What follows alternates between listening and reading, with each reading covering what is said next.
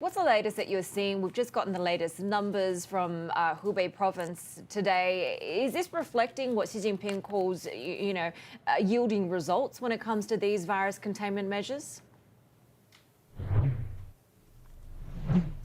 Well, first of all, of course, we have this grim marker, which is a death toll now of 2,000. It was sadly almost inevitable. And what we're seeing in terms of those additional infections out of the province of Hubei is 1,693 additional infections. Now, that was a smaller number than yesterday. So to your point, that suggests that this slowdown in additional infections out of Hubei does continue, and that will be seen as a positive and goes some way to supporting what President Xi was saying and other officials here. We heard from an expert, a health expert who's been advising the government. He thinks that this may peak now in mid to late February for the southern part of China. But of course, we did have those comments from the World Health Organization saying that these very robust quarantine measures, some would say aggressive quarantine measures in the province of Hubei, affecting almost 60 million people there, have gone some way to halting the spread of the virus within China, or at least slowing it by 2 to 3 days in China, 2 to 3 weeks for the rest of the world. Again, it should be pointed out that the World Health Organization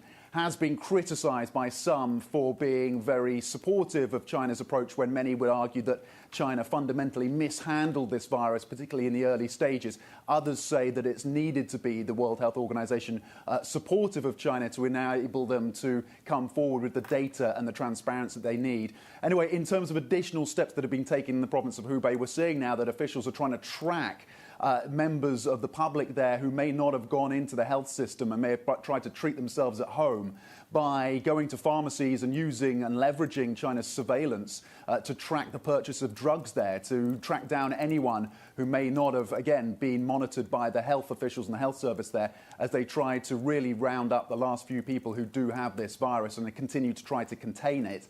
And then again, I mean, we talked about that death toll of 2,000. We had another grim reminder that it is the health workers, it's the hospital workers, it's the doctors on the front lines who are really suffering as well. 1,700 infections at least from health workers, 6 deaths there. And the most prominent doctor to have died since the whistleblower doctor, a prominent neurologist, the director of a hospital there as well, sadly passing away in the last 24 hours. And Tom, Beijing continuing to promise that it will hit its 2020 economic goals, with the Commerce Ministry now coming out saying that they will try to stabilize foreign trade as well. What are some of the measures that they're taking? So the Commerce Ministry saying that they are going to be supporting foreign invested businesses. They want to see more imports of medical equipment, not a surprise there, but also agricultural products as well. They're going to speed up, they say, the approval of licensing so that businesses can reopen their doors, and that's been a key challenge amid this virus as well. So supportive comments there from the Commerce Ministry, trying to do more, particularly for those foreign invested businesses.